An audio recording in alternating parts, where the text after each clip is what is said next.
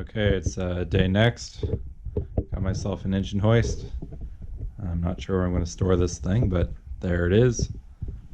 So where I left off yesterday, that's what I have to do today. Just push out the wiring harness like I was saying earlier, and disconnect the shifter in the vehicle.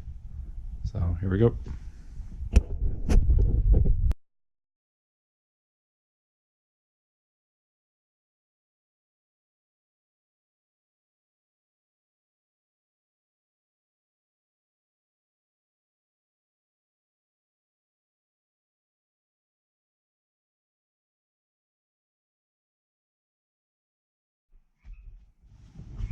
Alright, now we're inside the car, so I'm going to take off the shift knob, the surround, and then take out the shift column itself. And then get to my ECU, disconnect that, show you close up on how I had that wired in, and then take the harness out of the firewall. Yeah, it's not too much more.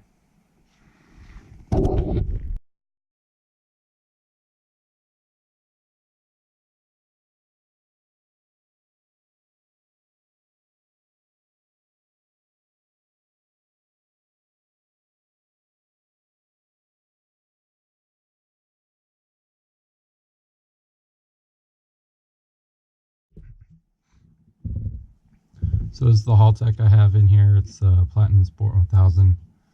This is the piggyback harness I was talking about, so it just connects in the Haltech, and then this is specific for this vehicle, so the Series 5 wire harness. I believe this is common between NA and T2 as far as the pinout goes, so it can work for any Series 5, I believe. Double check on that. A bunch of things I want to fix. This right now is my manifold pressure tube that comes in here. This is the line that they sent with the Haltech. I believe it is, or no it is. And this is what I had with my boost gauge in my dash, which doesn't seem to read quite right. But anyways, it's teed off right here. It goes into the map sensor on the Haltech, and that's actually pretty accurate. So this is the main harness right here. Then I have to push through the firewall, which disconnects here. Should be pretty straightforward. It's a little hard to film this, but I'll see what I can do.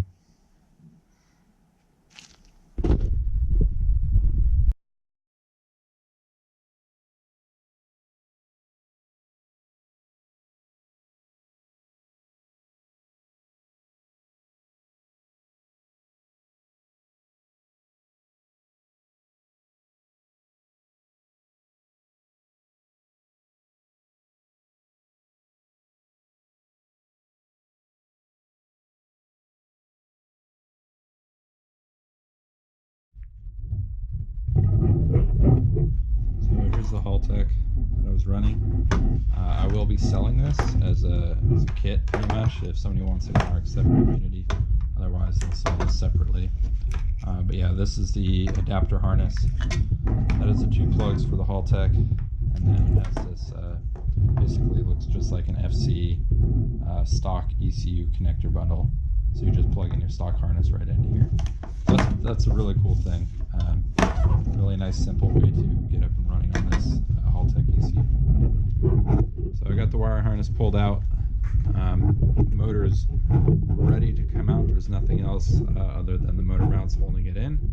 No electrical, no wiring or anything. So it's ready to come out. I got to drop the car down on the ground so I can get the hoist in here and get the motor up high enough to get it out. So here's the next step.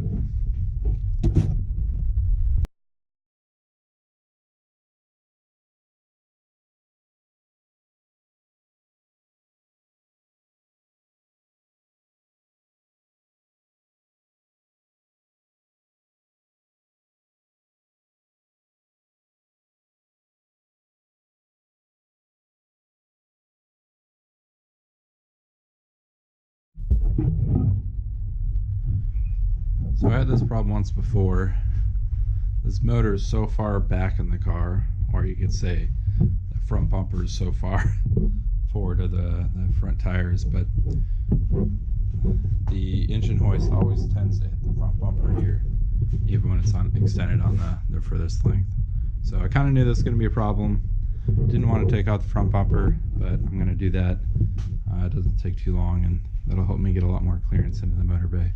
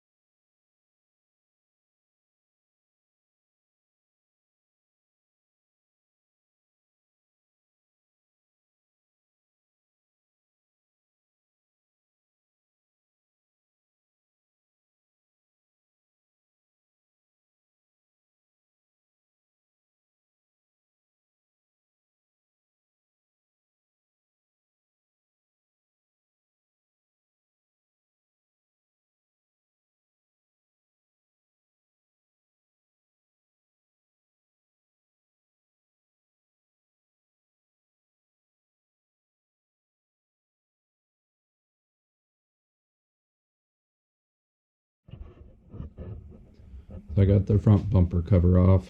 Now next is the actual reinforcement of the bumper. If you've never taken this off, well, first off I want to note that the front bumper cover does have a bolt right here that you can only access with the headlights flipped up.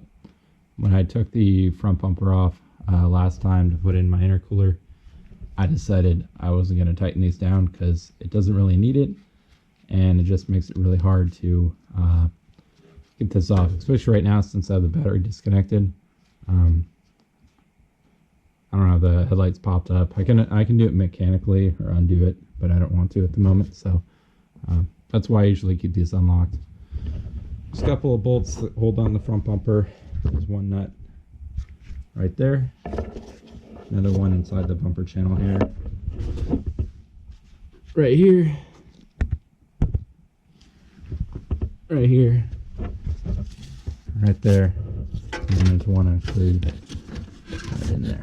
So 6 on the front. And then you also have to disconnect the turn signals and then also the fog lights if you have them.